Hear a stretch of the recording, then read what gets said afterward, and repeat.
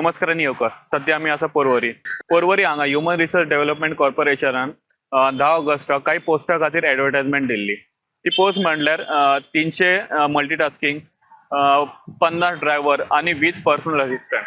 तेतूंतले multitasking खातीर जे post असले तेजेच वॉक इन इंटरव्यू असले. पण पळोवपाक गेल्यार हांगा खुबशे लोक आयले आणि लोक हांगा हजारांनी असले.